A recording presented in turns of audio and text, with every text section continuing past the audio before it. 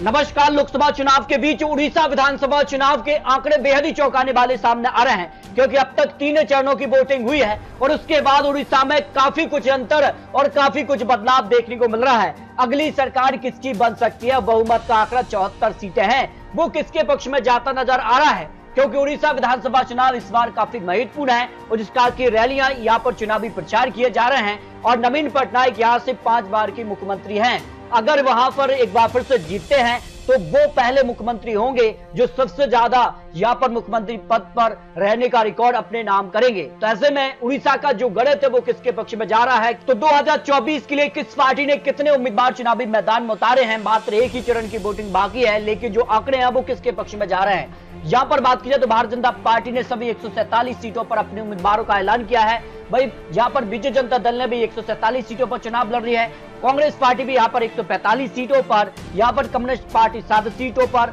और अगर बात की जाए तो कम्युनिस्ट पार्टी आप यहाँ पर 11 और आम आदमी पार्टी ने अपने 11 उम्मीदवारों का ऐलान किया है। उसके बाद किसके पक्ष में कितने आंकड़े जा सकते हैं वो काफी महत्वपूर्ण होते हैं, लेकिन सीधी टक्कर यहाँ बीजेपी जनता दल और भारतीय जनता पार्टी के बीच दिखाई दे रही है। लेकिन नवीन पटनायक यहाँ पर 5 बार के मुख्यमंत्री हैं और इसी को लेकर प्रधानमंत्री मोदी जी लगातार यहाँ पर जो है बीजेपी जनता दल पर निशाना साध रहे हैं कि एक मौका बीजेपी को मिलना चाहिए, लेकिन क्या उनके पक्ष में जाएगा। कांग्रेस पार्टी कितनी सीटें हासिल कर सकती है, तो त्रिकोणीय टक्कर में कौन आगे हो सकता है। लेकिन 2019 की बात की जाए तो बीजेपी जनता दल ने यहाँ पर 112 सीटों पर जीत हासिल की थी यहाँ पर, और कांग्रेस पार्टी को यहाँ पर 9 सीटें और भारतीय जनता पार्टी को 23 सीटों पर जीत मिली थी। लेकिन इस बार काफी हलचल दिखाई दी है, तो कितना कुछ बदलाव देखने को मिलेगा। और वोट शेयर की बात की तो 44% vote share BJP Janata Dal के पक्ष में, 32% vote share Bharatiya Janata party को 2019 से मिले थे और कांग्रेस पार्टी को 16% वोट शेयर, यानी सीधी टक्कर भारतीय जनता पार्टी और यहाँ पर बीजेपी जनता दल के बीच दिखाई दे रही। लेकिन किसके पक्ष में कितनी सीटें जा सकती है, कौन सरकार बना सकता है, इसको लेकर हर एक राज्य के महत्वपूर्ण आंकड़े सामने आ रहे हैं। सुंदरगढ़ की 7 विधानसभा सीटों में बीजेपी जनता दल को 4 सीटें, कांग्रेस पार्टी को 2 सीटें, 1 सीट पर भारतीय जनता पार्टी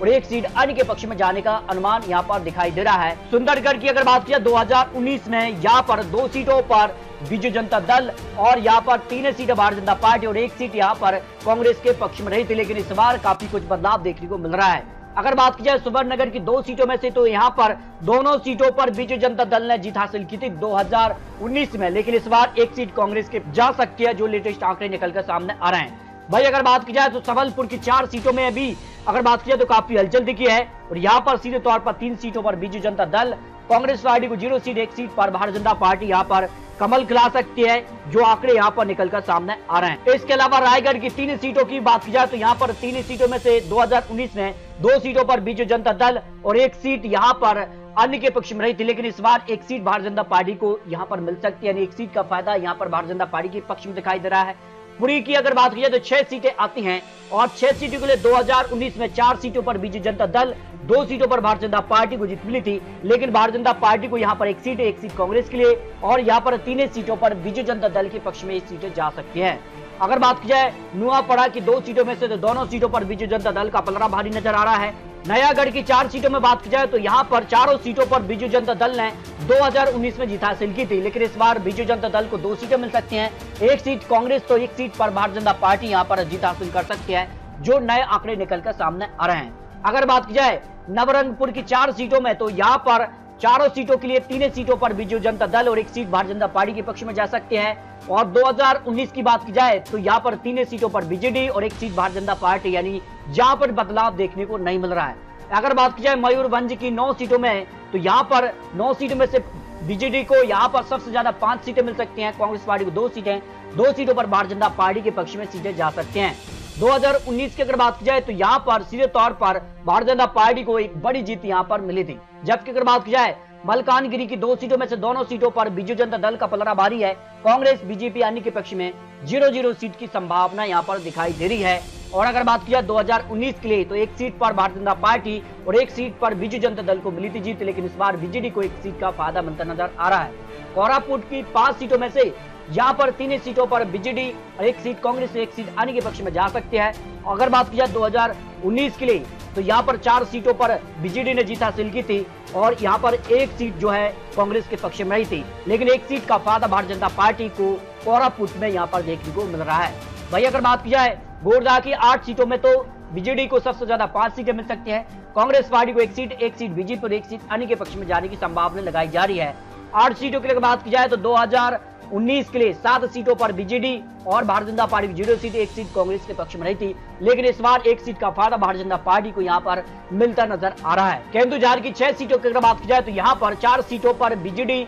और 1 सीट कांग्रेस और 1 सीट पर भारतीय जनता पार्टी को जीत का अनुमान है, अन्य के पक्ष में 0 सीट जा सकती है। केंदुझार की 6 सीटों में से अगर बात की जाए तो काफी हलचल यहां पर देखने को मिल रही है। अगर बात की जाए केंद्रपाल की 5 सीटों में से तो बीजेडी को सबसे ज्यादा 4 सीटें, कांग्रेस पार्टी को 1 सीट, भारतीय जनता पार्टी अन्य के पक्ष में 0 सीट की संभावना लगाई जा रही है। केंद्रपाल की अगर बात की जाए तो यहां पर 2019 में 5 सीटों पर बीजेडी ने जीत हासिल की थी, लेकिन इस बार 1 सीट कांग्रेस के पक्ष में जाती नजर आ रही है। कंदरबाल की 3 सीटों की बात की जाए तो यहाँ पर सीधे तौर पर तीनों सीटों पर बीजेडी ने 2019 में जीत हासिल की थी, लेकिन इस बार बीजेडी को 2 सीटें, 1 सीट भारतीय जनता पार्टी को फायदा यहाँ पर मिलता नजर आ रहा है। अगर बात की जाए कालहांडी की 5 सीटों में से तो 3 सीटों पर बीजेडी और 1 सीट कांग्रेस और 1 सीट अन्य के पक्ष में जाने का अनुमान यहाँ पर दिखाई दे रहा है। 2019 की अगर बात की जाए तो 4 सीटों पर बीजेडी और 1 सीट भारतीय जनता पार्टी के पक्ष में रही थी, लेकिन इस बार 1 सीट का नुकसान बीजेडी को दिखाई दे रहा है और यहाँ 1 सीट का फायदा कांग्रेस को मिलता नजर आ रहा है। अगर बात की जाए झारसुगुड़ा की 2 सीटों में से तो 1 सीट बीजेडी और 1 सीट भारतीय जनता पार्टी के पक्ष में जा सकती है, कांग्रेस अन्य के पक्ष में 0 सीट की संभावना यहाँ दिखाई दे रही है। जाजपुर की 7 सीटों की अगर बात की जाए तो यहाँ पर सीधे तौर पर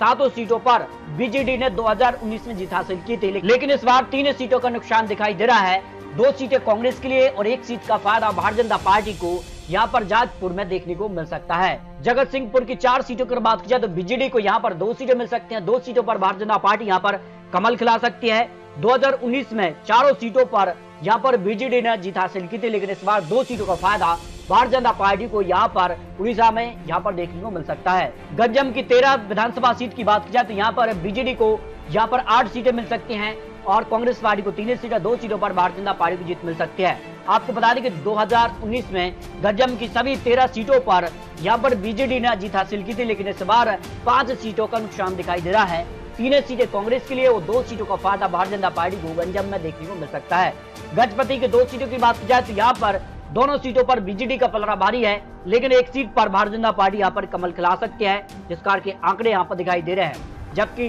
ढेंकनाल के 4 सीटों की बात की जाए तो यहाँ पर बीजेडी को 2 सीटें, 2 सीटों पर भारतीय जनता पार्टी को जीत की संभावना दिखाई दे रही है। 2019 में 4 सीटों पर जहाँ पर बीजेडी ने जीत हासिल की थी, लेकिन इस बार 2 सीटों का नुकसान है, 2 सीटों का फायदा भारतीय जनता पार्टी को यहाँ देखने को मिल रहा है। देवगढ़ की 1 सीट पर बीजेडी का पलड़ा यहाँ पर भारी नजर आ रहा है, जबकि कटक की 9 सीटों की बात की जाए तो 2019 में 8 सीट पर बीजेडी और 1 सीट पर कांग्रेस को जीत मिली थी, लेकिन इस बार माना जा रहा है कि बीजेडी को 3 सीटों का नुकसान हो सकता है, 1 सीट पर कांग्रेस तो 2 सीटों पर भारतीय जनता पार्टी को जीत का अनुमान दिखाई दे रहा है। बीजेडी को यहाँ पर 6 सीटें मिलने की संभावना दिखाई दे रही है। भद्रक की 5 सीट की बात की जाए तो यहाँ पर 4 सीटों पर बीजेडी और 1 सीट भारतीय जनता पार्टी के पक्ष में जा सकती है, कांग्रेस के पक्ष में यहाँ पर 0 सीट की संभावना यहाँ पर दिखाई दे रही है। 2019 में भद्रक में 4 सीट पर सीधे तौर पर बीजेडी और 1 सीट पर भारतीय जनता पार्टी को जीत मिली थी, जो आंकड़े यहाँ पर देखने को मिल रहे हैं। बौद्ध की 2 सीटों की बात की जाए तो दोनों सीटों पर बीजेडी को जीत की संभावना है और 2019 में भी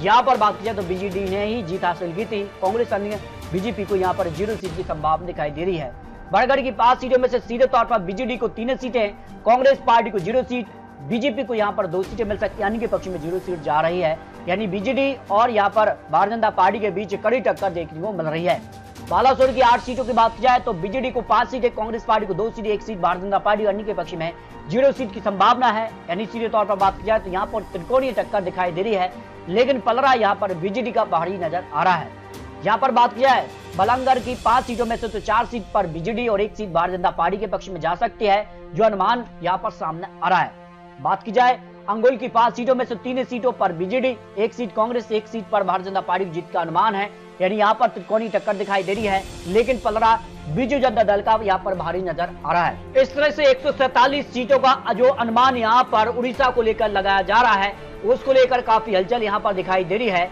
और जो आंकड़ा है बीजेडी के पक्ष में जाता नजर आ रहा है। बीजेडी पार्टी को करीब 90 सीटों से ज्यादा सीट का अनुमान सामने आ रहा है, कांग्रेस पार्टी को यहां पर बात की जाए तो करीब 21 सीटों से ज्यादा सीटें मिल सकती हैं। भाई भारतीय जनता पार्टी को भी फायदा हो रहा है, 2019 के मुकाबले करीब 34 से ज्यादा सीटें उनके पक्ष में, पुरानी के पक्ष में 2 सीटों का अनुमान सामने आ रहा है। लेकिन जो 74 सीटों का बहुमत का आंकड़ा है वो बीजेडी के पक्ष में जाता नजर आ रहा है। एक बार फिर से उड़ीसा में नवीन पटनायक की सरकार बनती नजर आ रही है, जो लेटेस्ट आंकड़े निकलकर सामने आ रहे हैं। इस तरह से अगर बात की जाए तो यहाँ लोकसभा चुनाव के बीच उड़ीसा में यहाँ पर एक बड़ी जीत की तरफ है जो है नवीन पटनायक यानी बीजू जनता दल दिखाई दे रही है। फिर भी आपको बता दिए चुनावी आंकड़े, चुनावी अनुमान है। एक चरण की वोटिंग अभी भी बाकी है, लेकिन जो 3 चरणों की वोटिंग देखने को मिली है, बम्पर वोटिंग देखने को मिली है, उसके बाद माना जा रहा है कि कहीं ना कहीं इसका फायदा बीजेडी के पक्ष में जा सकता है। और अगर बात की जाए तो काफी हलचल उड़ीसा में भी देखने को मिली है। कई सभाएं यहाँ प्रधानमंत्री मोदी जी करते नजर आए हैं और अंतिम दौर के बाद जनता किसके पक्ष में फैसला लेगी ये तो 4 जून को नतीजे सामने आ जाएंगे।